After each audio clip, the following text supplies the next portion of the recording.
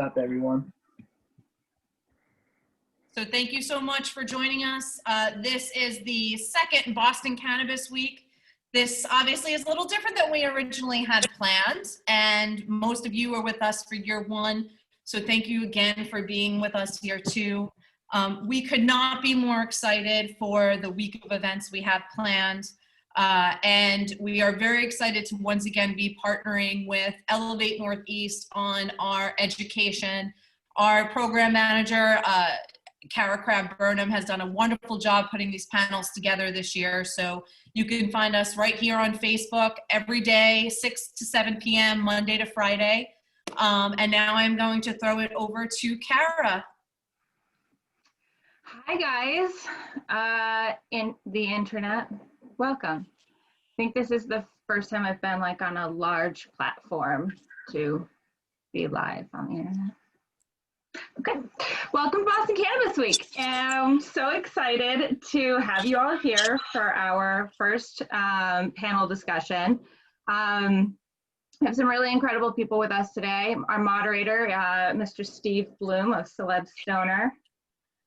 We have our local hero, Bobby Nuggz. What's up?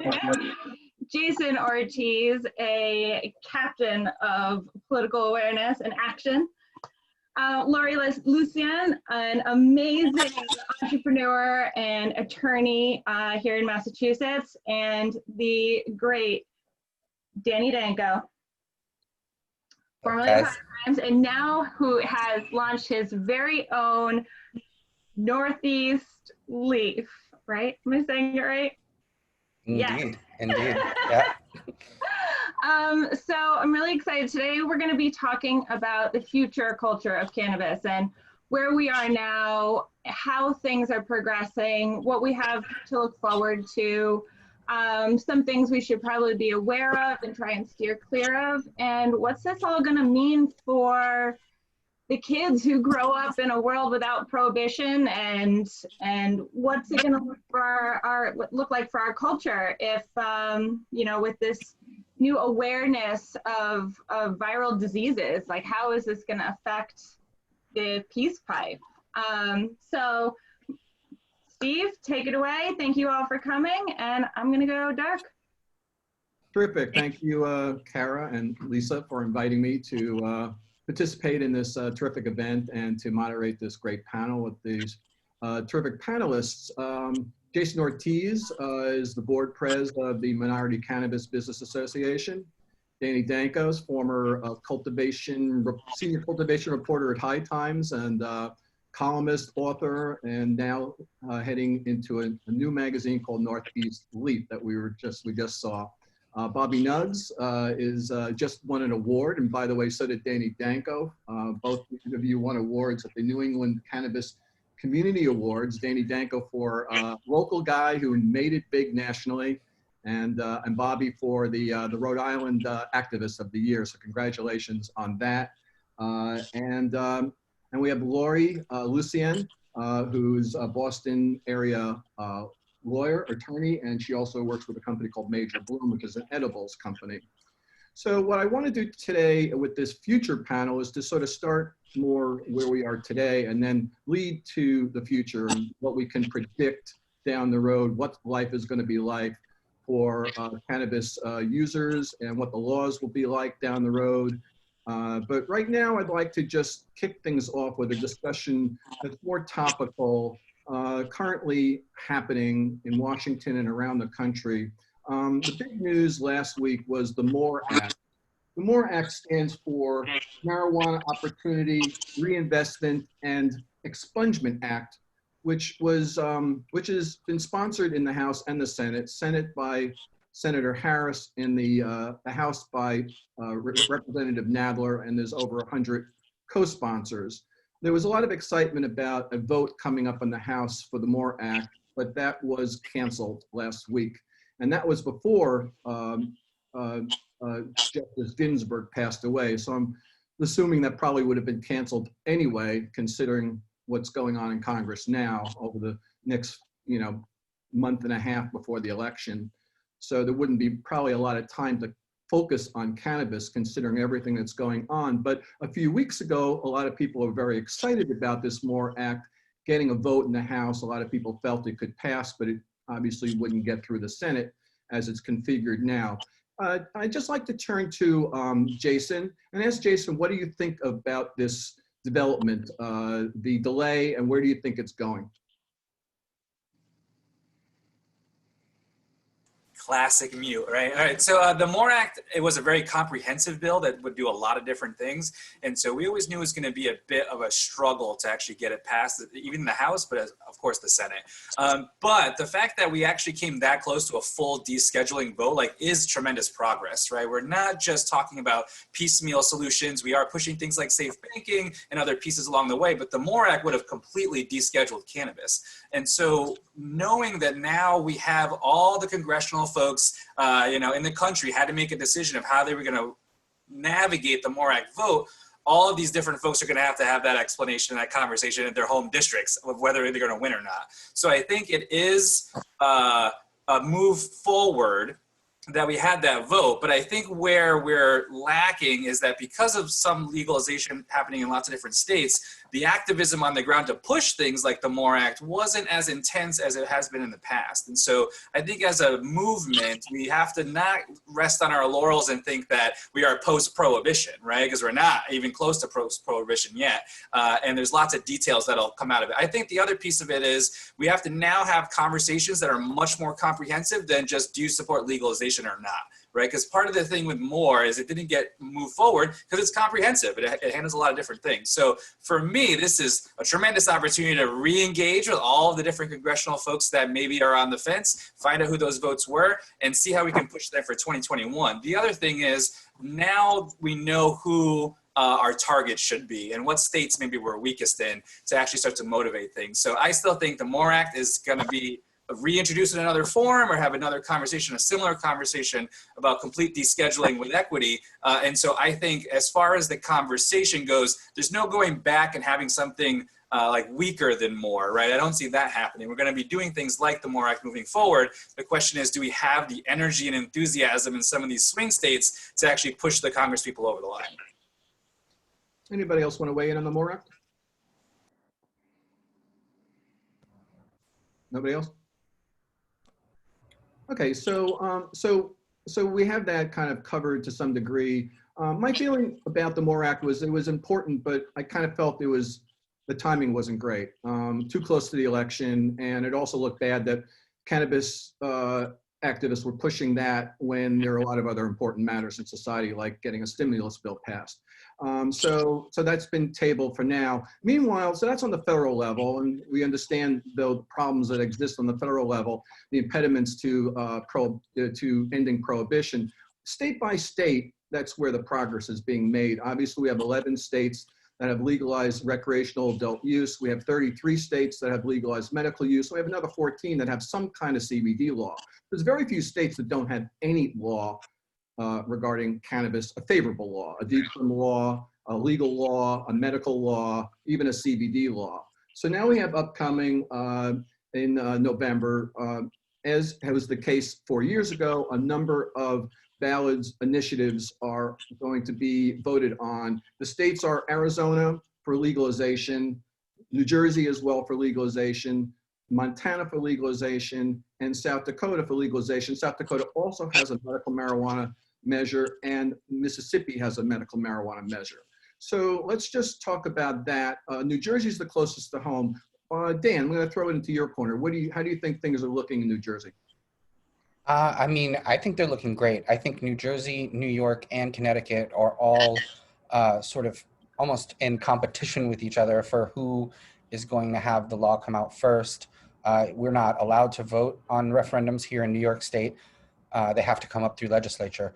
But I know that the governor is interested. I know, all three governors are very interested. And I think they're trying to work together to come up with some type of a plan for all three states to go around the same time, and for that law to include things like expungement and social equity for people affected by the drug war. So I think we're in a very interesting place here. I think that's one of the reasons why I'm so excited to be doing this Northeast Leaf project is that things are changing very rapidly here in the Northeast and including Vermont, Maine and all the other states. So I'm very hopeful about that. I think we have an opportunity and an obligation to look at what other states have done, both positive and negative, and try to improve on them.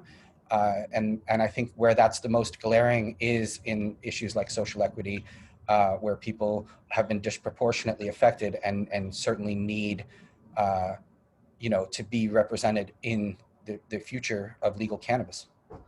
I'm going to jump back to Jason because he put up his hand on this, and I'll spread it around. I promise everybody will get to speak. Jason, what were you going to say?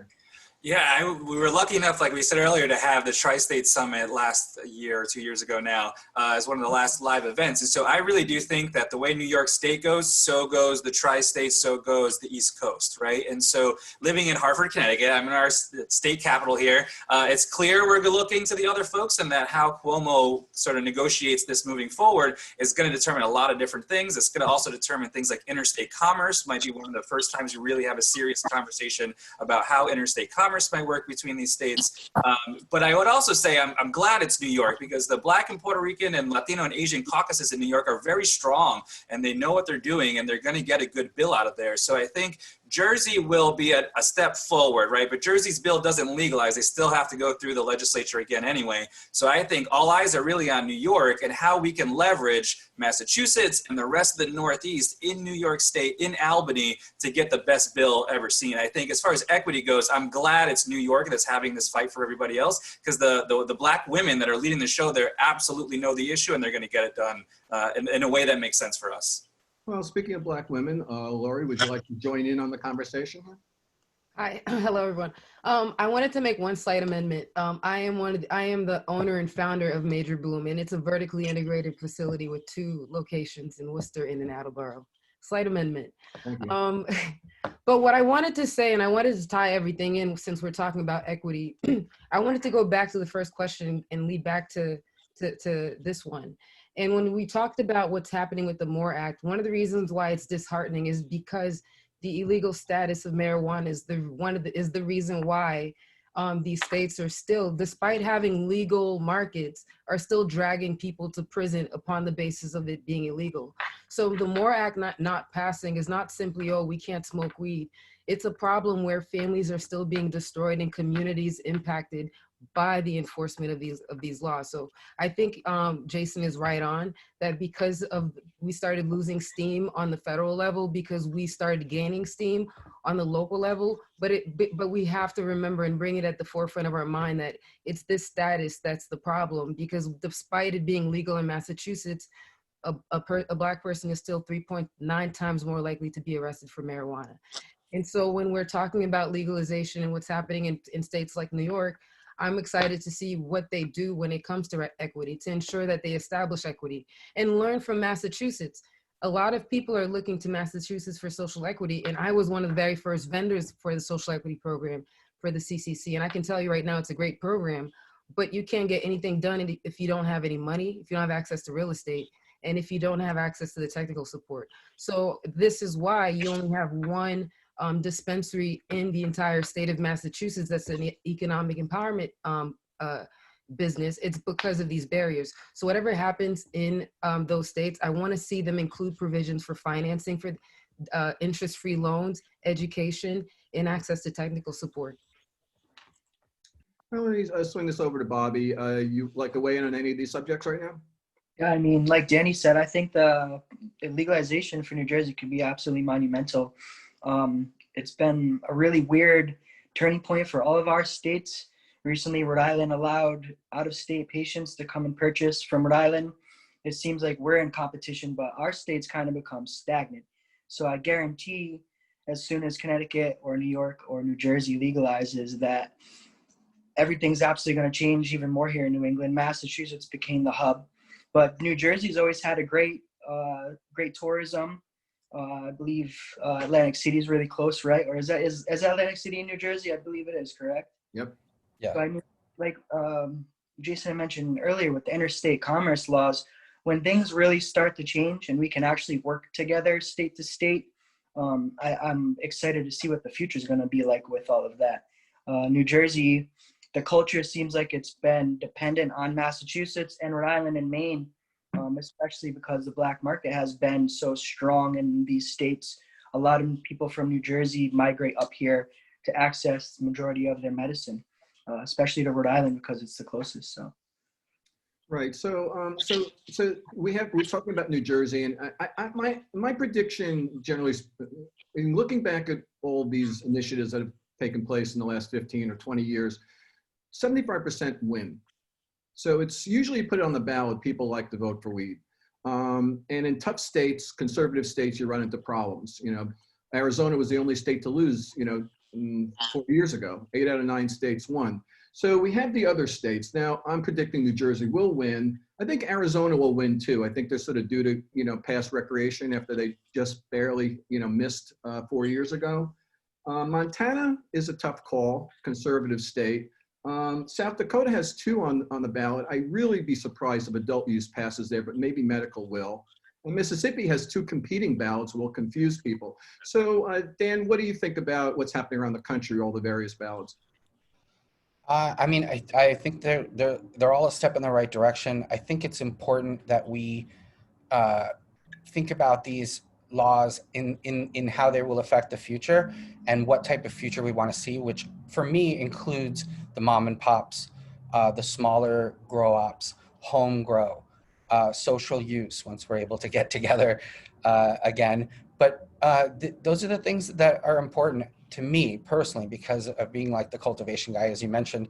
And as Bobby can attest, you're going to get a cleaner, better, higher quality product from, a farmer's market than you are from a multi-state operator. And, we envision the future where the multi-state operators exist, and that's an option. But I also want the option of going to a farmer's market where the product has been produced locally in small batches, preferably sun-grown, preferably, clean, organic product, and local. So all the things that people talk about with food applies to cannabis and concentrates and things like that as well. Having them be small batch, local farmers and be able to just, I can go to the dispensary, I can go to the farmer's market or the co-op, or I can grow my own. That's the future I envision. And so I'm hoping that those laws will include that. And, I'm not opposed to laws that don't include that. I think, sometimes you just have to take baby steps, but those are things that are important to me. Expungement, release of any nonviolent cannabis prisoners immediately. That's the first step. And then beyond that, things like social equity, home grow, social use, and being for the little guys to be able to compete with the bigger producers because their quality of the product is better. Well, being, in Massachusetts, this program based in Massachusetts, and Massachusetts has been legal for several years. What's the take on how it's gone in Massachusetts? Has it been a success? Has it been a failure? Or have there been too many bumps in the road? California is viewed somewhat as a failure. Canada is often viewed as a failure. How is Massachusetts done, Bobby? I think for one of the smallest states in the country, we've made the biggest impact globally with our cannabis community and our laws.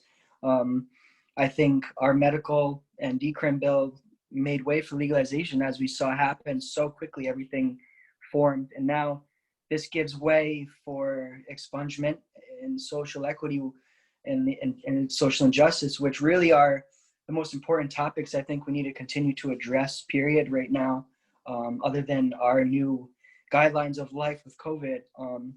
I think Massachusetts is absolutely leading the way for that. And that's, in my opinion, the most important topics that we should be focusing on, because many people are still uneducated about that. A lot of people don't know about social justice or social equity or expungement. They're unaware of what that even means or what that entails. So we need to continue to educate. And Massachusetts is at a really pivotal point where they're going to be the ones to be able to do that and to show people what the right way and the right steps to do so are. Laury, as a business owner in Massachusetts, and how have you seen the progress of legalization there? Has it been a success? I think that it's a success to the extent that companies are permitted to operate. But I always like to preface what I say by giving my background. I did not grow up in America. So when I moved here, I had to look at the environment in order to figure out how to navigate it. And in so doing, I understand that coming and looking at this industry, you have to have compassion when you create these laws. So if you understand in Massachusetts, adult use gave priority to the medical companies. So medical companies that were operating were given priority when they applied. Well, if you look at the medical regulations, they are the most onerous regulations to go through. First, they require you to have $500,000 in liquid assets just to apply. It would have cost you $31,500 just to navigate licensing for the licensing fees alone. Now, does that seem like a regime that cared about the role that the government played in destroying communities? And the reason why it's important is people always think that I'm asking for charity. First of all, I'm not from here, so I'm not asking for charity. Second, I'm looking at what your government did to my brothers and sisters here. And I'm a lawyer. I understand tort law. You know tort law? What happens if you walk and you break my legs on purpose? Are you not supposed to make me whole financially since you can't technically heal my legs? Right? So your government broke the legs of a people, my brothers and my sisters, figuratively and literally.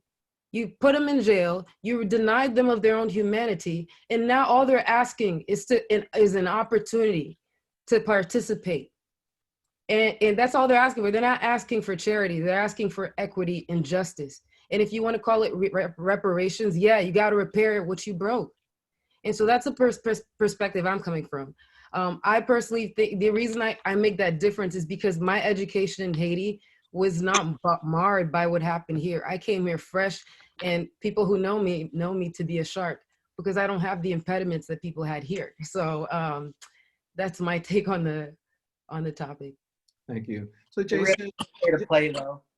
Jason, sort of steering back towards you and the similar question, what's your view on how Massachusetts has done? And since it's the major legalization state in the Northeast, and we have Maine that's just getting off the ground, and obviously some hope for commercial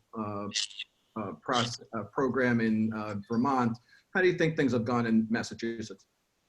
So every state has advanced the conversation in some ways and had difficulties in others. And so I try not to look at any state in the country as a pass-fail kind of thing, because it is much more of creating an ecosystem where all the different states are looking at each other constantly than, we win or we didn't. It's clear we have not gotten licensing and ownership correct in any way, shape, or form, right? Like there's just no way any part of that has been correct. We have not gotten criminal justice reform. There hasn't been pretty much any of the states that really focused on letting people out of prison. Zero. Right? And so there's clearly whole swaths of this conversation that everybody is failing on. We've done better at advancing the conversation on things like community investment, right? Both California and Illinois both implemented pretty strong programs there, but Massachusetts passed the baton to Vermont, to everybody else, right? And so I think things like the idea to give specific parts of the supply chain to equity or economic empowerment applicants only changed how the rest of the country looked at equity. Right? And so if the question is, did Massachusetts advance the cause of equity? Absolutely, right? Like, was it perfect and did it happen? No, but there's no policy, no matter how well you draft it, that will undo capitalism and racism overnight, right? That being said, we can start to have these conversations and say, if we don't do better, it's not going to pass. And that's what's happening in New York. They're saying, if we don't do better, it's not going to pass. So we went from, in Colorado, equity not even being in the conversation to now it being a deal breaker. And so we have to readjust how we look at all of these conversations because we're in a different power position than we were 4 years ago or when Massachusetts passed. So for me, just like COVID is making us reimagine how activism is going to happen in the future, all the pieces of the puzzle that got us to this point, I have now said we have to reimagine where we're at, what is possible, what is feasible, how much can we demand, how much power do we have to pass bills, and how much power do we have to kill bills. And that's where I think New York, again, comes up as a clear example where it hasn't happened because we have really strong elected officials of color, and the same thing in Jersey, right? They couldn't get the expungement piece figured out, people freaked out. And so now it is vital that there be equity advocates and professionals at the table there, and the entire state legislature and government knows that. So I think we have to look at this as chapter 2, right? Not did we pass or did we fail? Okay, now we're in chapter 2. What are the goals with the resources we have now, and how are we going to push it forward? So Massachusetts lit up the whole East Coast, right? People in Connecticut drive to Massachusetts and buy legal cannabis, and they can complain about it, but they can do it. I testified in Connecticut that a half an hour from where I was testifying, I could purchase legal cannabis, right? Like that has an impact on the legislators that are sitting there listening to me of whether or not I'm credible in what I'm saying, right? But by the time I'm done talking, I can go purchase and come back and give it to them, right? And so that does change the conversation. So I'm glad that our standards are getting ever higher, and that's exactly what we need to do. But the other thing I'll say is, as an equity movement, we now have numerous legislators and regulators in positions that can actually implement policy. Shalene Title, my Shiro, right, has done amazing work to advance the whole equity movement nationally, right? Because even before she was a commissioner, she was an activist. And now we have Dashida Dawson in Oregon, we have Kat Packer in LA. And so now folks are not alone anymore as far as an actual policymaking position. That was not true 4 years ago, right? And so we as a movement are now more established, right? We're older, we're wearing suits and ties now, but the standard of what we need to accomplish is also higher. So I just think, 2021 is a different world than what we saw in 2016, and I'm excited to be operating with all of these fine folks to push it to whatever the next level will be, and all of us can go to New York together and tell them what the next level should be. Well, another person is Ian Sieb, who works with the governor in Colorado, came out of the activist community. And Jared Polis is a governor now. I'm not as optimistic that things are going to change so quickly in New York. It'd be nice if the New York legislators would go over to Massachusetts and take a look at some of the stores and how business is being done over there. Maybe they really get the idea that so many New Yorkers are going over as Connecticut, residents are going across the borders. I'd like to now, we've done about a half hour of like a sort of a preamble discussion about where things are at currently. I'd like to kind of discuss a little more personal, what everybody's up to in their lives. I'd like to start with Dan. Dan has made a big change in his life in the last year or so. He was a long-time High Times employee, as I was. And Dan and I worked together for many years. We're best buds. So it's great to be on line with him together today. So Dan, tell us a little bit about your departure from High Times and what you're doing now. I know you have a new magazine.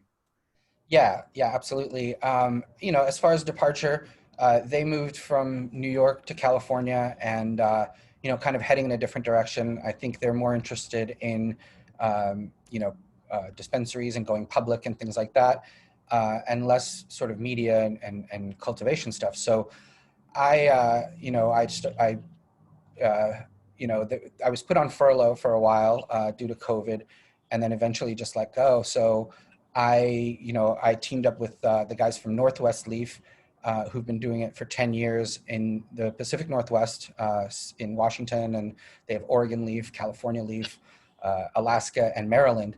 And so they've been doing these regional publications, and it's exciting because it's free as well. So, it's a different model than we had at High Times, as far as, nowadays it's hard to convince people to pay for any kind of media. And so, instead we have advertisers that we charge to reach those people, but the magazine itself is free, which is very exciting. And so, it's been an interesting transition. Our first issue is out for September. We just closed October, so we're monthly and free. And again, it's like going back to my roots in the Northeast. I grew up in Boston, started my career there as far as cannabis goes, smoking, growing, all of it. And Boston Freedom Rally has always been such an important event for me. And it's really it's my home, even though I've lived in New York now 25 or so years. I still go back to New England very, very frequently. So it's just exciting for me. Especially, during this time of COVID, for a while there, I was just kind of in between gigs, and I started doing a podcast called Grow Bud Yourself. But I really didn't have, a purpose. And so this has given me a whole new excitement and purpose. And particularly for the Northeast, as we talked about all the changes happening, we want to be a voice for the region, and, especially you know, with so much rapid change, you know, we want to advocate for the type of things we've been talking about, you know, when it comes to the new laws. And, you know, I just think it's really important that, you know, we're now living in a time in probably the time that's going to be the most regulated, the most over-regulated, with the most paperwork and the most taxes and all those things. And things will get better with time. And, you know, I think, you know, being deemed essential during this crisis has really changed a lot of people's minds that were either on the fence or maybe against cannabis. And I think, you know, the fact that that happened and no one really even complained about it is, to me, a sure sign that things are changing and going to get better. And we just have to keep the politicians' feet to the fire and all the people that are crafting these laws and make sure that, you know, people are properly represented. And that's what we want to do in the Northeast. And that's what's exciting about this new project for me and the future. And the magazine is a print magazine with a digital version. There's also a website, blogging. What else is Northeast Leaf going to do? Yeah, I mean, we're hoping to eventually do events as well. So yeah, you can read the magazine for free at anyleafmag.com if you can't get a hold of a print copy. And you know, we just want to reach the people of New England and the tri-state area, the 8 states that we're covering at the moment, and really be at the forefront of news, culture, and people's understanding of what, you know, what products are available. And also for the beginners, you know, that are just getting interested in cannabis, could be a little bit intimidating to go to a dispensary for the first time or to purchase concentrates. And so we want to demystify some of the things that people know, or you know, some of the myths about cannabis as well, and CBD and hemp and all of that. So yeah, it's exciting. Terrific. So Laury, tell us a little bit about yourself. You said you're from Haiti, and you have your Major Bloom business. That's an edibles business. Tell me about your company and what you're doing. Yeah, so Major Bloom, we have 2 retail provisional licenses, one in Worcester and one in Attleboro. We should be opening in December, so fingers crossed. We also are an edibles company. We'll be making infused products in Worcester and delivering out of there as well. Attleboro is retail product manufacturing and cultivation. So we're going to be fully vertically integrated. And that's what I do in the marijuana space on that front. I'm also a consultant in the space, like everybody else in their mama. An attorney. I teach cannabis law at Suffolk University, which is my alma mater. So shout out to Suffolk. I also I'm an owner and founder of 67 Degrees, which is a brewery and taste room in Franklin, Massachusetts. So if anybody here loves beer that tastes great, that is a qualification. Look up 67 Degrees. It's amazing, and I'm not biased, slightly. How did you get into the cannabis space? I started in cannabis because I developed this really weird skill at licensing heavily regulated entities. So I used to be a corporate healthcare attorney, and I was licensing pharmacies throughout this country for some of the major pharmacies that we all know. And I was doing it for collection agencies, third-party administrators, you name it, I was licensing it. And when I realized that, man, Big Mama hates her job, and she has this skill that can help her navigate. So I partnered with one of my partners, Tyrone in LA, and he mentored me for a year. Like, I was literally in marijuana school. It was 3 hours a night. And when the student graduated, we decided to form the company in California. And going through that process taught us a lot. So we started our consulting company in Massachusetts, and the story evolves from there. What do you specialize in? What kind of products? So in California, we have these luxury cigars. They're called El Buntos. They're hand rolled. They're actually doing really well. They're in about 160 stores, I believe. We also have this little lemonade shot called Stoneade. And initially we thought that the market who would really love that are the club goers.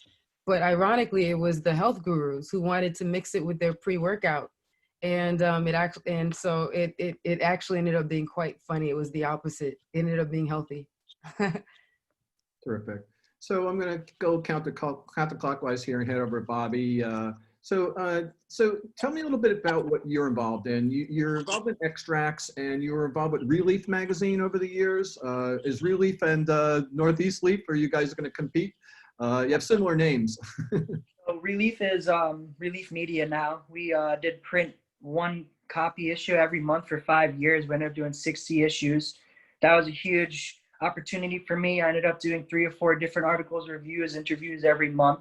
And I really got to get out there and meet a lot of different people throughout the whole entire world. And that's also how I got the foot in the door with the 710 community. When that first formed maybe 8, 9, 10 years ago, extracts hit the world by storm. And before I knew it, there was just this whole entire movement that I was helping carry here in our region in New England. A lot of things have transpired since 2012, 2013, and I since have stepped away from making extractions. I'm still an extract enthusiast and consumer, and I dab every day, and I'm always seeking out the best flavors that I can. But my interests have always also been in writing. I'm a journalist. I've written for cannabis magazines all over the country. That's kind of how I've kept my grassroots, heart in store still, and my finger on the pulse of the movement is writing. And when COVID hit, I went out to Spain, and I've always been involved with different events, and I flew out there to help with the Cannabis Cup in Barcelona. And the day that I landed was the day that Trump made that announcement, and there was absolute pandemonium out there, and all of our friends were there from the US. So I wasn't alone, but it was just a crazy experience to be out there, and all the clubs shut down. And before I knew it, I was home and safe, thankfully, but home was not the same anymore. It was really stressful and weird and gloomy. And like Danny said, his purpose, I was trying to find my purpose again. And luckily, I've always been into food, and now I'm starting a restaurant, pizzeria. I just got food safe certified. So it's ironic that my Italian heritage and being from pizza, Connecticut, Rhode Island, Massachusetts, we love our pizza. That's a new avenue that I'm getting involved with. I'm going to be launching pizza pop-ups twice a week, every week next month. I'm also getting back to my roots, which is writing. I was recently hired by Dig Boston. Big up to Christopher Rowan. I'm a new columnist for them. And you can also catch one of my next articles in the Northeast Leaf October issue. And I now have the opportunity to work with Danny, which is a huge honor and something I'm super thankful for. And I'm really excited and anticipating what impact Northeast Leaf is going to have now in this era and time frame in New England, because we're in such a unique time, and we need that right now. It's a new light here, What happened to Relief? Is Relief still publishing or not? We're still publishing on and off. I still publish through them, but like Dan had mentioned, it's just so hard to get ad space. And when we were printing from our own pocket, to get magazines out there just became difficult. And now we self-publish different media, videos, reviews, and articles. So I'm still working with them.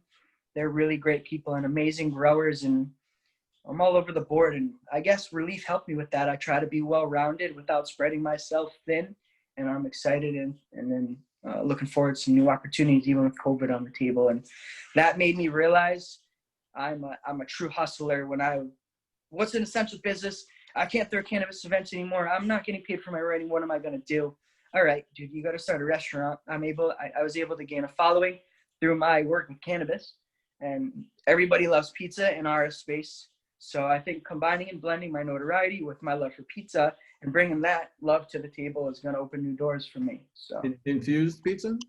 Down the line, I definitely hope that's something that I can get into. But right now, just going to do regular pan pizza. It's called bar pizza. It's a South Shore, Massachusetts only thing.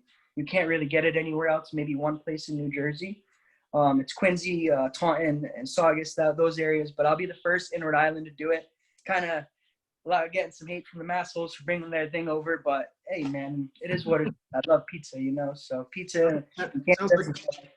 Sounds like a potential advertiser, Dan, huh? Damn right, man. Damn right. So Jason, pretty important person on the panel here, president of the board of a major cannabis organization, the Minority Cannabis Business Association. So what's happening in your world as far as, there's so much, you've just discussed already, a lot of what's happening, but tell me a little more personally what's happening in your world as far as how did you even get to that point? How did you rise up to that position? Sure. I mean, I first got involved when I got arrested in high school a long time ago, but, I've been involved with MCBA since 2015 when we had our first board meeting, our first full board meeting, and I was recruited by Shalene Title to help draft our first model state legalization bill. And so that actually was a week after Trump got elected, and so it was another tumultuous time as far as, what are we doing and how are we prioritizing things. And then, I was the policy chair for a while, eventually VP, and then I became president right before everybody went to Vegas, and that was like right before everything kind of shut down, right? And so we had a few months there. We had a good event in Massachusetts where I had some difficult conversations about the illegal market summit, which may be something we should also discuss about certain entities trying to recriminalize our communities. So I was a little worried. And then it was just one crisis after another. And so it was COVID shutting everything down. It was worry that the federal government might try to blame cannabis because it's a respiratory illness, and figuring out exactly how we want to navigate the medical side as a business association that does have 2 PhD doctors on our board. And so we were of great use to lots of different legislators. And then immediately after that was the police accountability issue that became very much in the forefront of everything that we were doing. And everybody instantly asking, so how does cannabis prohibition relate to police work, right? And it was just an infinite number of opportunities to speak on the issue. So it's been one intense conversation after another. And now we're going into this election trying to figure out how we can advance the cause in this moment. And so I also serve on the board of Students for Sensible Drug Policy, which is a student-based organization that helped recruit me into the movement. And, reimagining what student organizing looks like when there's no campus classes, when group identity is getting more difficult to establish, as folks are on their phones more. So to me, it's just we have an opportunity to reinvent how we do everything at this point. And I do think chaos is a ladder. I accept and encourage, going into the chaos with as much optimism as we can to make things happen, because that is where, big breaks from the past happen, right? Like things like Uber and Airbnb were created out of crisis moments. And so I think being in this particular position has been exhausting, but I'm really thankful that MCBA was there to shift so many different conversations along the way. We were able to actually have a big impact when we were talking about defunding the police in Portland, Oregon. There was a big battle there where cannabis dollars were going to the police, and Dr. Rachel Knox, who's on our board and also on the Oregon Cannabis Commission, was able to address that, right? And so our ability to make an impact is getting ever greater every day. On a personal level, I am exploring a cultivation license in Puerto Rico because Puerto Rico actually has much better financial situation and acceptance of cannabis as an industry than my home state of Connecticut, unfortunately. And so I will be doing that. And thanks to Danny and all of the fantastic articles I've read since I was 16 years old that made sure I knew how to do it. I wouldn't be here if it wasn't for the folks that focused on the culture and did provide me inspiration and information and all kinds of great things that now I am exploring a serious cultivation license, right? So I think this is a time of great stress, but also great opportunity. And I see our organizations getting stronger. MCBA is growing. We were lucky enough that our financial situation was relatively fine through this process, where many other organizations had to shrink or lay off staff or different things. And so since we're a policy-focused org, the event planning part of it didn't hit us as hard as it did other organizations. But what got weird, and was going to continue to get weird, is how we lobby and address policy when we can't meet with legislators in person or as a group or have rallies, right? So I'm really excited to work with all the folks in the Northeast of like, how are we going to reinvent cannabis activism for the next generation that maybe not even on campus anymore, right? And so there's a lot of big questions there. I'm excited that we have so many amazing talented people to help answer that, though. I've been ever more impressed with that. But yeah, on a personal level, I'm going to keep trying to legalize the Northeast as much as we can. I think New York is going to be the key to a lot of things moving. There's some other big topics I think that we should also address as we start to talk about equity at the state level and the federal level. Mexico could legalize before the United States. And so we're actually going to have to start talking about international trade and what international equity will look like in the future, right? If we can admit that what we did to our own communities here in the United States was racist and wrong and had incredibly negative impacts, war on drugs in Latin America was as devastating or more devastating than we have here. And the plan and conversations to undo that damage that we did to our Latino brother and sisters is another one that we wouldn't have had 10 years ago, right? We weren't there yet. But now it's possible that Canada and Mexico will be able to trade with each other around our borders, and Latin America could start to beat us at actually being able to have an industry started. So, that's another reason I'm interested in Puerto Rico, being able to access Caribbean and Latin American markets down the road someday. But I think the conversations we're having now are ginormous, right? They're heavy to have now. But this is the moment where we have to be pushing harder than ever, right? We can't let up. We can't give up no matter what happens in November. We still have a lot of people in prison. We got to get out. So I am excited that, MCBA is strong now. We're going to be releasing our newest version of the model bill shortly before 2021 starts. And I'm just excited to be able to see what we do, but knowing that it's not going to be easy. But thankfully, we got folks like Danny and Laury and everybody else to help us push us past the hill here that I think will be New York State. I really think that's the one that if we can get that one right, the Northeast will start to actually, be able to compete with the West Coast. Jason, you keep referring to New York, and we've talked about Massachusetts. What about your home state? What's happening in Connecticut in terms of legalization, the effort there?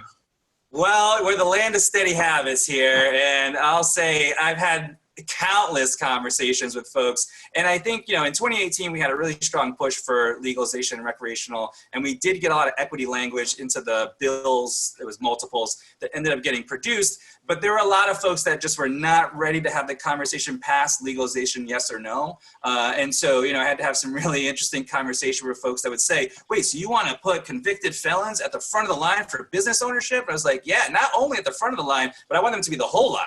Right. And so that was like very, people were very offended that I would say such a thing in polite company. Right. And so I think it was also the conversation where they showed me the criminal justice part of their bill. And I was like, this is terrible. Right. Like this sets us backwards. And I don't think that they were ready to have the advocates be the opposition for once. Right. And so I think Connecticut has the possibility to do a lot of things. I'm not sure the leadership is where we need it to be on this issue. The four growers that have essentially an oligopoly here in Connecticut are really good at paying lots of lobbyists to just make sure nothing happens. And so the thing with Connecticut is that both the advocates and the industry say no, unless it's a really good bill, so we remain at the status quo. And so I don't see... I could get, as Jason Ortiz, a resident of Connecticut, a better bill passed in New York that will then force Connecticut to do the right thing. They look at our legislature, our governor, looks at looks at New York for leadership just all the time, right? Same thing happened with COVID, right? And then Lamont was making sure he was communicating with Cuomo. And so I think we'll see a better bill come out of New York, and that's why I would focus my MCBA efforts there. There will be a spillover effect into Connecticut. All the folks that go to lobby in New York can come to Connecticut. And so luckily, I'll be bringing as many MCBA badasses as I can to come rally the troops in Connecticut. But I just don't see Connecticut passing it if New York doesn't first.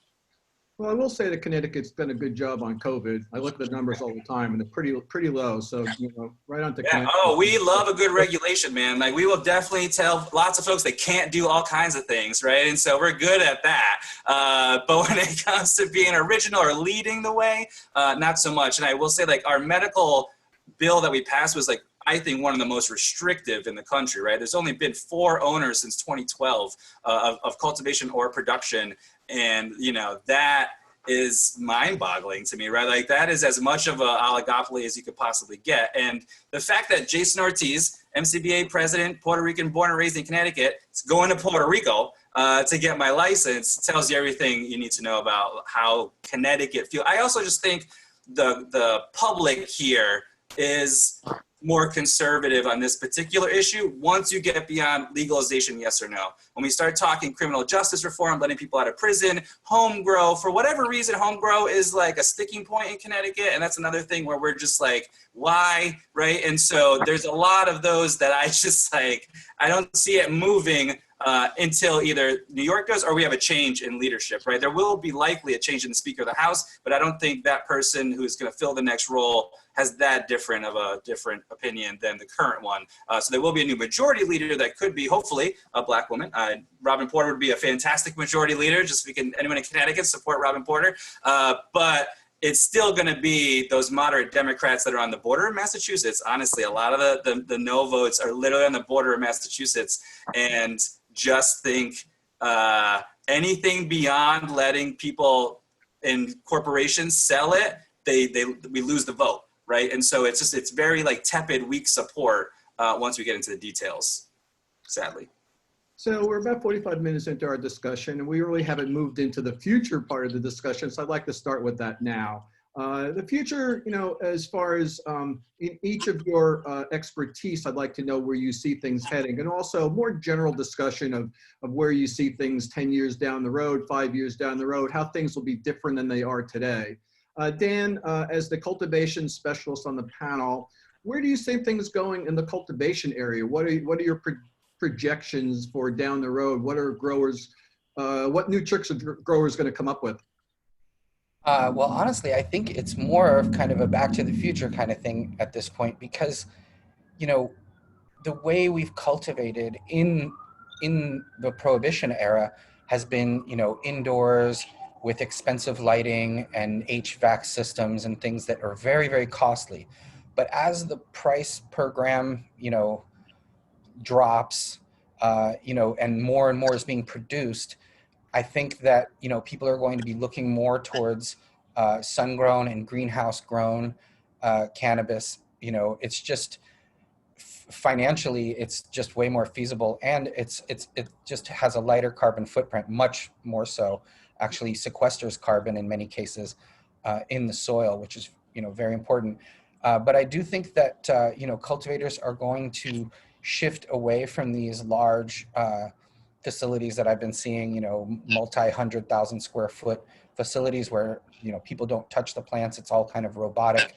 And I think that's going to shift into greenhouses where you kind of get the best of both worlds. You get free sunlight, which is very important, big grow light in the sky, and you can control the environment. So, it's the best of indoor with the best of outdoor.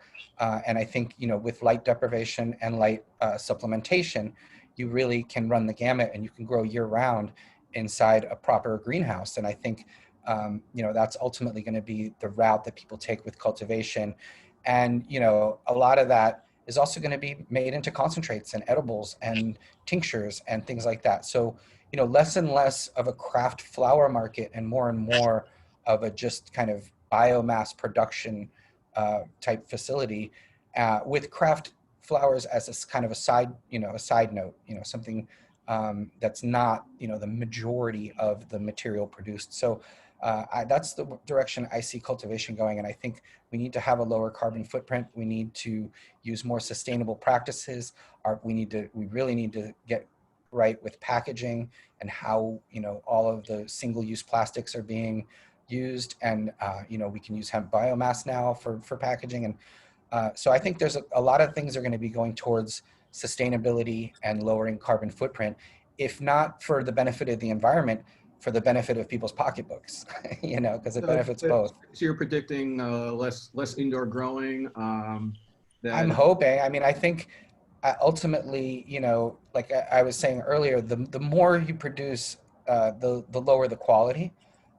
So I think, these smaller batch situations are going to result in a higher quality product. And I think, as the consumers become more aware, not just of THC levels, which is kind of the governing thing of how people decide on a strain that they buy at a dispensary, they're going to be more interested in the terpene profiles and all the different cannabinoids that are present there in addition to THC and CBD and all those others. So that's the way, I'm hoping, I'm hoping that indoor cultivation is kind of is a result of prohibition to some degree. You have to hide, what you're growing so nobody can see. So you think with prohibition kind of waning to some degree, people will, go outside more? I think ultimately, yeah. I mean, and by outside, probably greenhouses, because you're able to at least control the environment. You don't have the the wind and the rain and the dust and all of the issues that people have with complete outdoor. But I think you'll be able to take advantage of sunshine when it's there, and you'll have lights for when it's not. And I think ultimately it's either going to be to save money or to save the environment, or both, but it works for both. So ultimately, I think that's the way it's going to go. And currently, what's your preference? Indoor, outdoor? Does it matter to you if you have a choice? It really depends on the grower for the most part. I mean, there's people that can grow incredible, outdoor cannabis, and it's also microclimates in different regions, and how certain strains acclimate to certain areas and things like that. So it's hard to pick. Obviously indoor tends to look nicer in many cases because it's better trimmed and it's a little bit less leafy in a lot of cases. But I think that's all changing, and it's becoming harder and harder to tell the difference, especially when you have greenhouses with climate control. Thanks, Dan. So Laury, talk to us a little bit about the future of edibles and other subjects. You're not have to focus just on edibles, but that is your business. Where do you see things heading? Well, I think that the industry as a whole has been completely overcapitalized, and I think we're seeing some of the effects of that. But the Massachusetts market is a little too early to start seeing the impacts. But personally, seeing some of the clients and some of the deals that they've seen, I can see a lot of people not making it within the next 5 years, which is going to produce a sort of consolidation within the industry. We're going to start seeing a lot of companies folding and a lot of companies buying those or trying to salvage those companies. In terms of edibles, I think we're going to see a lot of national brands being made, because you do not need to have a license in order for you to sell your brand. So the market's going to move towards a more national brand recognition kind of situation.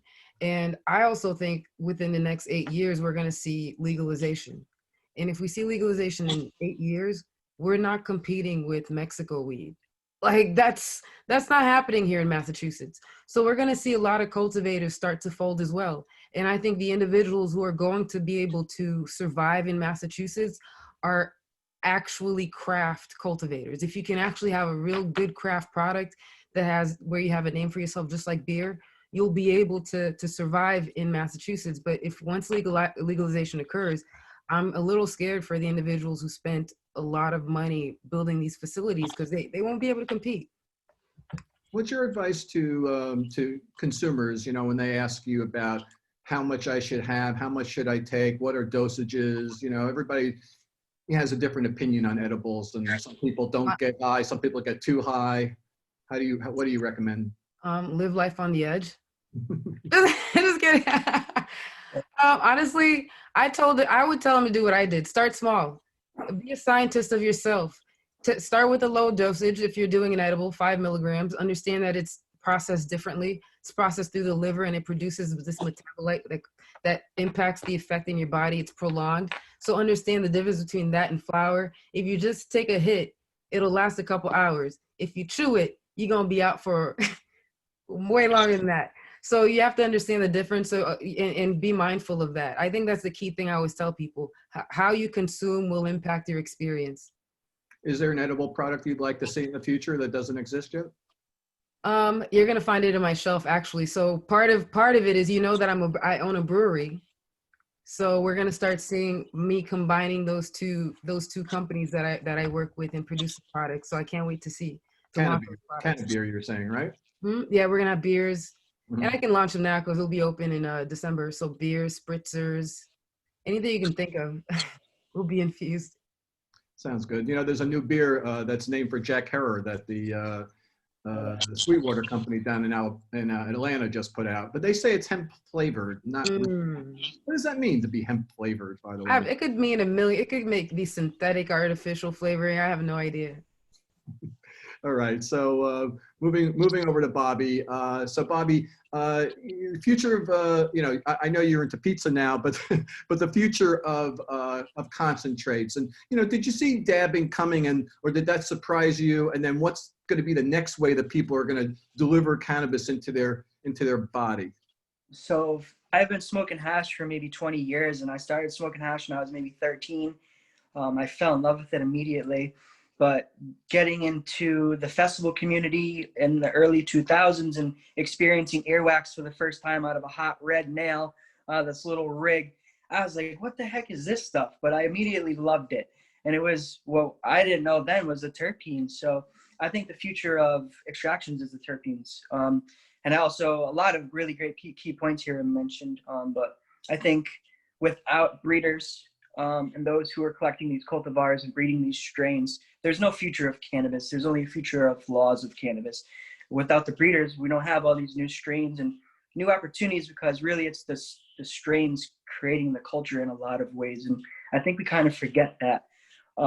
So I really think it's the terpenes and the cultivars and the rare, bring back the rare flavors we don't get to have anymore. Like the true grape, I missed that.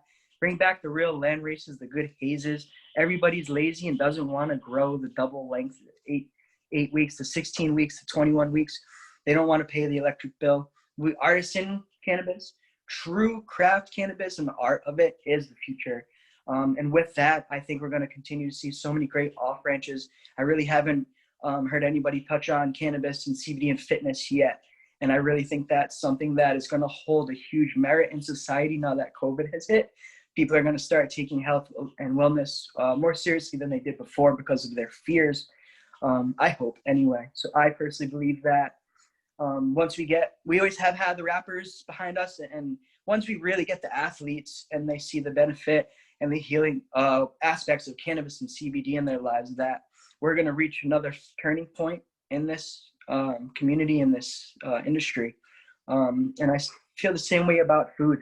And it's just funny how COVID humbled us all, and we have to learn to re-interact with each other. We were so fortunate to get to go to all these cannabis cups and expos and get to see each other numerous times a year all over the world. Now, we can't really do that anymore. If we do, there's all these regulations with masks, but people are doing drive-in music festivals. So imagine a drive-in hotbox. I think that would be something really cool and a spectacle to see a bunch of people showing up and fishbowl in their cars in the parking lot and throwing buds and joints to each other, because really what it's going to come down to, and we haven't really discussed much about the future of events, and that's a backbone of our society, the cannabis community, and how many of us have got our names and made our name for ourselves was going to different events and really putting ourselves out there. So that's going to be difficult, and I know Jason mentioned reinvention. That's what we do best as a community. We prevail. So I'm wicked excited to see what happens next. Everybody is on the electric rigs. I think that's something we really need to pay attention to, because electronics are the future, obviously. And any way that we can incorporate that into cannabis, I think is going to be a great way to make an impact and to lessen our impact, like we had mentioned.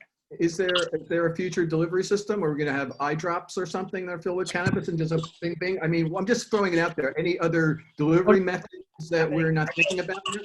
Ironically, Tide Pods, I see these alcoholic pods being made now, and you can just pop them in your mouth, and it's a gelatin base. So we're going to start seeing things like that, liquid bases, and more convenience pop up. But I personally think we're stoners. We're going to love the old ways we do things forever. So anybody else have any ideas on delivery methods? Anything different coming down the pike? Our dabs. I mean, I've certainly seen like sublingual tablets and patches, you know, and things like that. Those are always, you know, simple ways for people to ingest cannabis. So it's good that we, you know, there's other alternatives to, you know, consumption. But I think, like Bobby said, you know, we'll probably stick to our old ways as well. Right. I personally think that if any new ways developed that hasn't been developed, it's going to be too weird for Big Mama to try it. So. Well, when you think back, I mean, pre-dabs, who would have thought about dabbing? You know, and then dabbing happened. You know, very inventive community we have, obviously, and there'll be something come down the pike that we're not even talking about. We surprise ourselves for the next hundreds of years. I can only imagine. Right. So Jason, swinging back to you, in the conversation, we discussed to some degree here, diversity and equity. Where do you think things are really heading in that direction? Are, you know, obviously we've talked about it a lot already, and the, you know, success or failure, or, you know, efforts that are being made but not enough. Where are things going? So, I mean, I do think they're going in the right direction. I think things are getting more comprehensive and more zeros at the end of all the program budgets. And so I think with more people that came from the movement in actual policy-making positions, we'll have more examples that folks can then replicate everywhere else. And so like when Illinois first went, they didn't have a whole lot of background to do their reinvestment programs. Well, now the next state has Illinois to build off of. And so I think the next piece, though, is going to be interstate commerce, right? And so there's the Campaign for Sensible Markets. And so Adam Smith is pushing that. And the idea of creating a reciprocal equity qualifier so that if in Connecticut, I move to Oregon, Oregon says, we'll honor your equity qualification you had when you were in Connecticut. Now that means I can start an equity business somewhere else. That conversation is going to be very interesting to see how that happens because of how people have been pushed out of their communities where maybe the original crime that they got arrested for happened. So that will then start to create a situation with interstate commerce. Can we start to pair West Coast growers who are also an oppressed community with the folks on the East Coast to ship in that cannabis on the West Coast to the East Coast and cut out the corporate middleman, right? Like that is going to be a very interesting conversation as far as how that could go. Can we create an equity import-export license so that equity applicants are the only people that are allowed to import West Coast cannabis?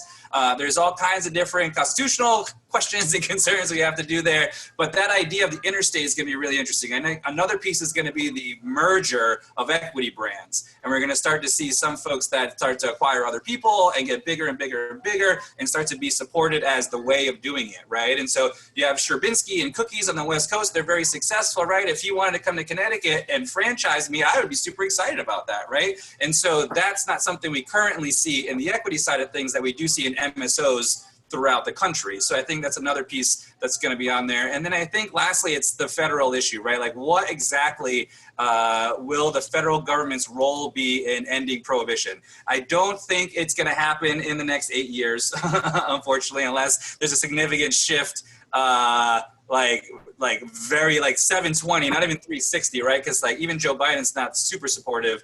And so it's going to take a lot of work to get there. So I think the focus on the states will remain, but I think the states are going to start to see ever widening gaps between each other as far as who is in the industry and who isn't. So the problem I see with that is that some of the places that are the most oppressive to people of color will have nothing.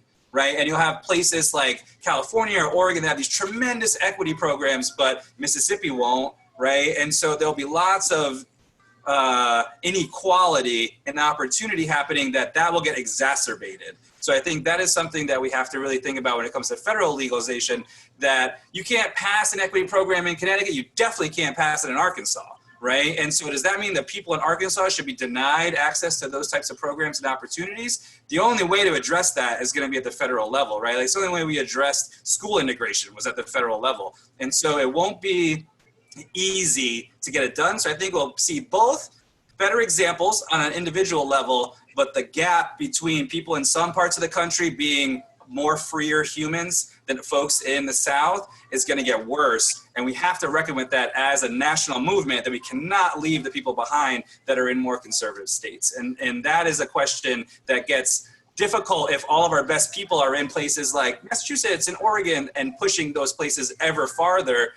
We're not building the movement we need to make sure everybody gets to be a part of this. And so we can't lose sight of the federal, despite the fact that I don't see an administration in the near future that is going to do what we want them to do.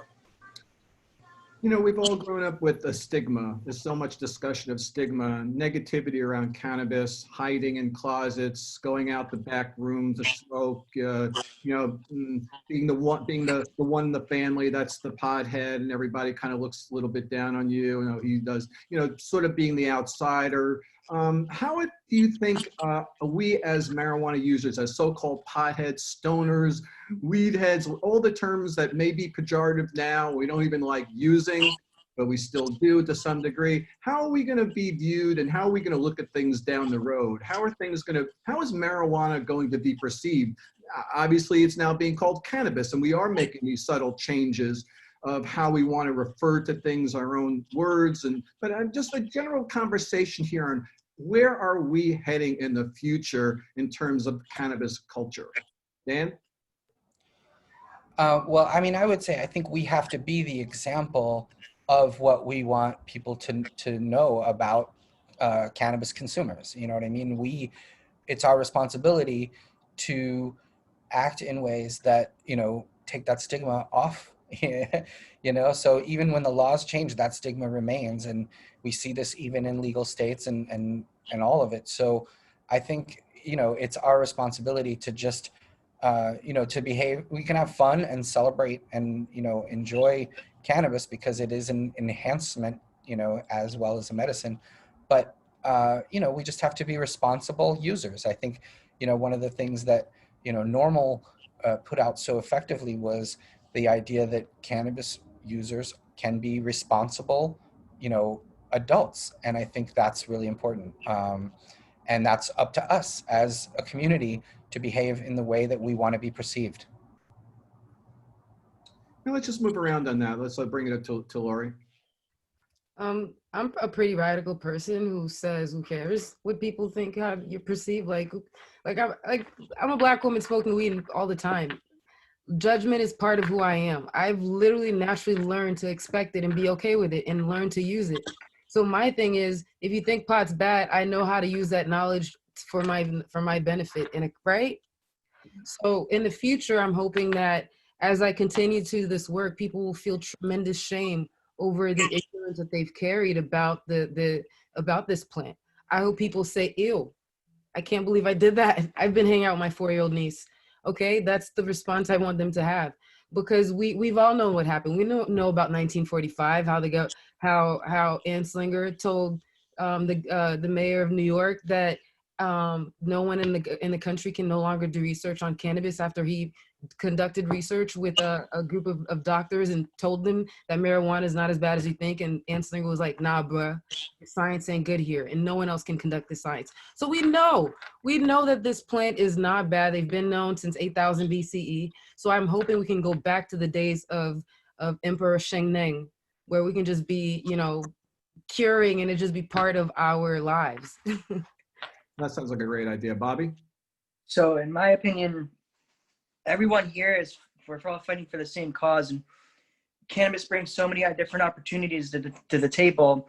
A lot of us are in the limelight, and that limelight stems from media. I think it should be a goal of all of ours to infiltrate mainstream media as much as possible, get these messages that we have on smaller platforms across.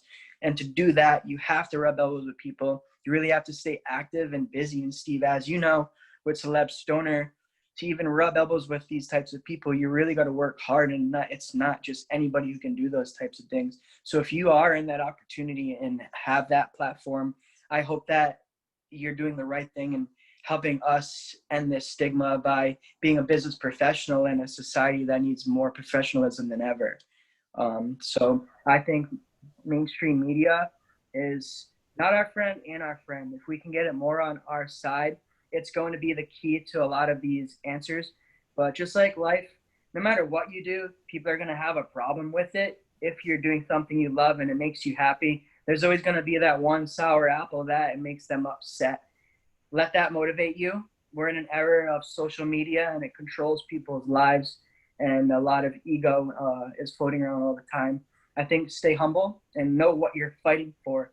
Don't lose sight of that. And once you're able to control that and those outside infiltrations, you're going to have a clear vision and focus and execution of your goals. And that's why we're all here on this panel, and how we ended up in these seats together today and fighting for cannabis and ending the stigma. And that's something that I have always taken pride in. And being a successful stoner, that term is something that I've always tried to prove wrong. I want to be a business owner. I want to start a family, and I want to bring them into the cannabis world, and to know that using cannabis daily is just an enhancer and a way for you to be better and to make your life better. So It'll be nice to not have to feel like outcasts. You know, I kind of grew up my whole life feeling a bit of an outcast, and, you know, believing in something. At first, I didn't even know what I believed in. I just liked to smoke it. And then I realized that there was actually a cause, and, you know, and then I got involved in the cause, and I've worked a lot of years, you know, on the media side to help change laws and, turn people's opinions around. But, I'm hoping, down the road, we won't be treated the way we've been treated, all these years up until now. Jason, what do you say? I feel like I've seen a difference even just in the last 4 or 5 years dramatically, because like, I think this like last few years, it has been more taboo for me to talk about Bernie Sanders than about weed. I feel like there was more of a backlash for my political views than anything related to cannabis. And I'll say a few anecdotes about being a Puerto Rican in the last 5 years, because cannabis was not like super accepted in our community at all, right? There's a lot of folks that are very religious. And so it was always like a very bad thing. You want to avoid it. And a lot of times Puerto Ricans were some of the folks advocating the strongest for prohibition because they didn't want their kids to go to jail. And so now though, when I go to Puerto Rico and I'm sitting with family, right, we're all eating and everything is going great. And then they'll say, so Jason, I have some land on this property in Puerto Rico. What exactly do you think we could do with it, right? At the table, right? So it went from being Jason is the guy that causes problems. So like, you need to talk to Jason about that land because he might be able to help you out. And so there is a huge difference as far as acceptability goes. But also the sort of corporatization has been really interesting. I went to PR to try to find land and met with some local farmers, and a good friend of mine, Jaime Montoya, who's an activist there, said, this is Jason Ortiz. He's with MCBA. He's the corporate guy. Right? I was like, the corporate guy. That was the first time I had ever been referred to as the corporate guy, but I'm the president of a business association. She's right. Like that was an accurate way to describe me. But just to see that difference, right? And so she was saying it in a positive sense, right? Like this person can help us develop businesses and he understands that part of it. But I hadn't felt that I stopped being a stoner yet, right? And so when I heard that, I was like, oh man, things are different now. So, both on a social sense, I think people are much more interested in learning more and having conversations. What can we do? How can you help mi abuela that's dealing with cancer, right? That just, it's almost like I can't get enough time to answer everybody's questions, where before they didn't want to talk about it at all. That being said, on the legal side of things, we still have a lot of work to do. And so it's this weird disconnect where our policies are even more detached from public opinion, right? Like when we see how police are treating Black and brown folks to how folks really feel about the crimes they're committing, it's just the gap is getting wider. So I do feel that like it's working. What we've been doing over the last years, what Danny and Steve and everybody has been doing for the last 30 years, it's working, right? Like people see me as an asset to their community, not a problem. And so that, round of applause to everybody that made that happen, because I organized in a different world than y'all had to because of the work that you did, right? So again, thank you to everybody that came before us. We got to keep carrying the torch moving forward because there's lots of opportunity and it's just going to get more crazy and chaotic, but we should embrace it. It's true. I've kind of noticed that a little bit. I worked at High Times back in the late 80s, early 90s. Didn't get a lot of credit then. We weren't viewed as some heroes except for the stoners out there, but general media was very negative towards us. And then as time went on and legalization started happening, people would send me notes saying, congratulations. And yeah, congratulations, but it's kind of like I had something to do with it. And now they're kind of looking more respectfully to me. I didn't have anything to do with it directly. I'm just a media person, but still, getting kudos. In the past, you looked a little bit down upon. So it's nice that is shifting. And we're heading, we have about 10 more minutes to talk. I think we have till 7:30 unless they want to give us some more time. But I think we've covered a lot of territory. So let's just use like the last, 10 minutes to just kind of go around and, just throw out anything that you haven't discussed yet, you've been thinking about, didn't get a chance to talk about, and just kind of finish off this conversation. It doesn't necessarily have to be about the future, just as much as, where we're heading right now and how you feel about cannabis in society right now and how our progress. How is our progress? I mean, we've discussed it pretty much throughout, but how are we doing in terms of, the next step, let's say 2021? Dan? Yeah, I would say, it's super important for people to vote. Obviously, that's like, paramount. But you vote every day with your pocketbook, with your dollars. And so the things you choose to spend your money on, each one of those goes to either supporting, a major, huge corporation or supporting what you truly believe in. And I think it's important for people to spend their money wisely. And I think, support the things you want, the way you want the future to look, because the future is not written. We write the future. based on how, what we're willing to tolerate, what we aren't willing to tolerate, and what we're willing to spend our money on. And so if you're, looking at, products and, it's wasteful single-use plastic and it's from, a huge corporation and all of that, you have to weigh that against, maybe paying slightly a little more for a craft product in sustainable packaging. And so I do think that as important as, voting any chance you can get, in local politics and national politics, is also, where you spend your money and your energy, what you want. And I envision a future where I can go to a farmer's market and purchase jars of beautiful, clean, amazing cannabis and concentrates and whatever other products are out there, sublingual tablets and patches and edibles and tinctures and all of it. But the future you envision can only be that way if you act towards that future and with your actions, with your pocketbook, with your intentions and energy.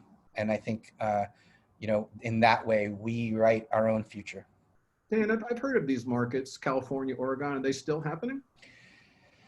I know that they have some in Oregon and California, but, in a lot of ways, they're still underground in most cases. And, we have our sessions, even here on the East Coast, people have these type of sort of impromptu farmers markets where, you go and there's booths and, but they're part of the underground still. And I think it's important for us to, to have that above ground and come out of the shadows into the light, as Steve D'Angelo says. And, and I think, whatever our options are, we can never have enough options. I want to be able to grow my own. I want to be able to purchase craft cannabis. I want to be able to go to a dispensary or even, get cannabis products at the Walmart.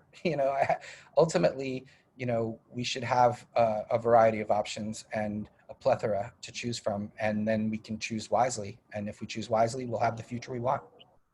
Thank you, Dan. Laury, this is sort of an opportunity for sort of like a final statement, essentially, on the subject that we've been talking about. So go right ahead. So I guess my final statement is, as we move forward in 2021, I'm hoping that equity remains at the forefront. And here in Massachusetts, we get to see delivery come on board.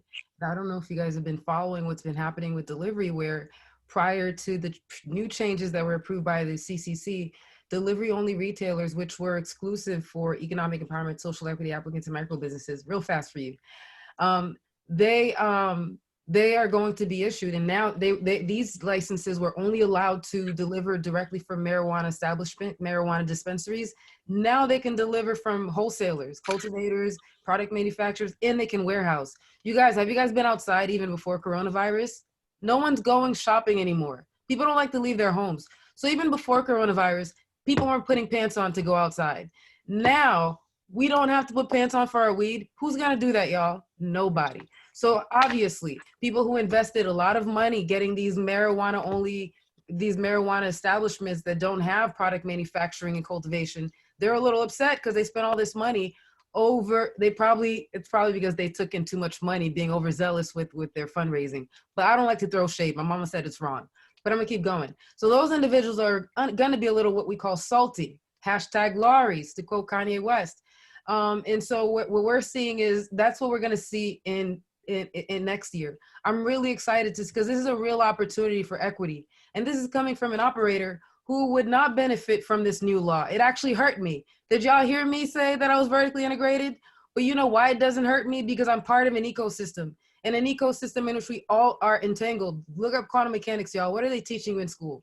Okay, so what happens to me happens if my brother does better, who does better? Big mama. So I'm hoping that continues in 2021. And if anybody here needs help with these delivery-only retailers, I have a vendetta against capitalism and would love to help you. Would love to help you. Okay, hit up Big Mama. Thank you so much, Laury. You're welcome. Swinging over to Bobby, final statement. So for me, I been getting this notion from seeing people, and they feel like we are all blessed to work in this space and get to do what we do, and we all found our foot in the door. But a lot of people feel like working in cannabis is a pipe dream for them. They won't have that opportunity. They don't know how. They think it's inaccessible for them. So what I would have to say is it's not. If you would like to work in the cannabis space, go and do it. Get out there and meet people. If you meet people, you're going to find new ways to do things, new opportunities, and also find something you're good at and go all in with that.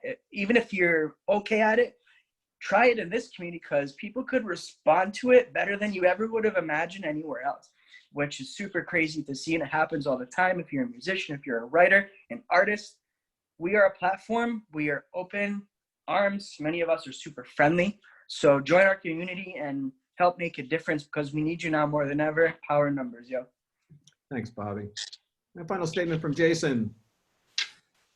Right on. Thanks again for having me. Just a quick shout out. So if you want to check out more about MCBA, it's minoritycannabis.org. If you want to hear more about SSDP, it's ssdp.org.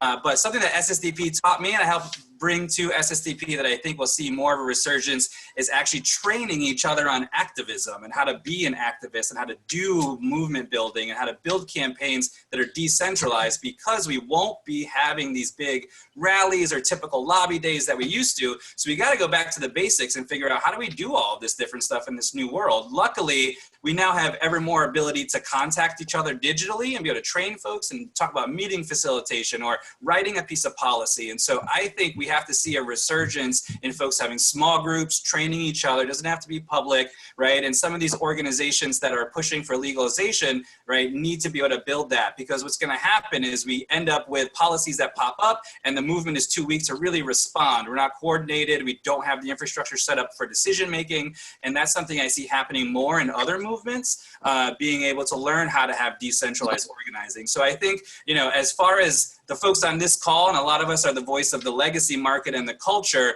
we cannot lose the culture of activism that came from how we got here, right? And there are a lot of us that came from other movements first, right? Before we ended up cannabis activists. And I think we have to reach out to those folks. We have to reach out to people like in the Sunrise Movement or other modern day movements that are really kicking ass right now and say, how can we learn from each other, right? I think the cannabis movement has been really good at saying specific policies, right? And be really nitty gritty on the laws and the details. But when it comes to like mass mobilizing, we can definitely learn from other folks, international movements, etc. So I, put the call to action out there, encourage folks like Danny, who was part of training me, indirectly when I grew up. But a lot of us that have been through that before, remember, it's not just the policy. We have to go back and train the young people. We have to explain what it is to actually move people as a group, how to make decisions as a group, because we're going to see these big players put ever more effort into to stop what we want to happen. But luckily, as I said before, we have the tools at our disposal to do that, and we just need folks like myself and the older guard to think of our role now in replicating ourselves in every single state. So in places like Mississippi and Arkansas, those folks have some folks they can lean on to help them out, and we have the capacity to actually achieve solving the problems that are in front of us. So just a shout out there real quick. Remember, we still need folks to be committee chairs and organizing meetings and doing conference calls and all of that. So start getting trained on that. If you're not already part of an organization, join MCBA or start your own organization where you're at so that we can start to build the coalitions across the country that can help each other out. Thank you so much, Jason. And thank all these great panelists, Jason Ortiz, Laury, Lucien, Dan Vinkovetsky, AKA Danko, and Bobby Nuggz. And thanks to Kara and Lisa and Scott and the whole gang at Boston Marijuana Week, Cannabis Week. Thanks for having me. I really appreciate the time today. It's been Thank great. you so much. I just want to thank Steve. I want to thank all the panelists for being here. This was truly incredible conversation, and we're very glad to have hosted all of you. I just want to give one quick thanks to our sponsors and partners who have been so supportive, and we would not be here without, that is Experience Creative, Boston Hemp Company, MCR Labs, High Identity, Berkshire Roots, Elevate Northeast, Underground Culture, Western Front, Hot 96.9 Boston, Nissan Co., Rhythm and Raps, PAX, Trill Fit, and VI Pizza. Make sure you tune in tomorrow.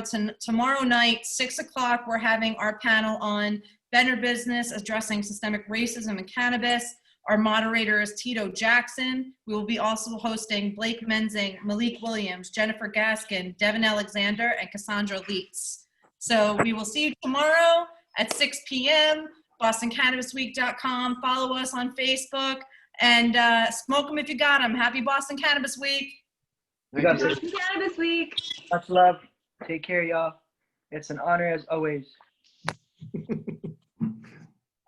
Take care, everybody. We'll smoke them in person soon. Peace. Hopefully. Come to the brewery, y'all. It's safe. Okay. Don't tell the governor I said that. I was just gonna say. But I'm coming.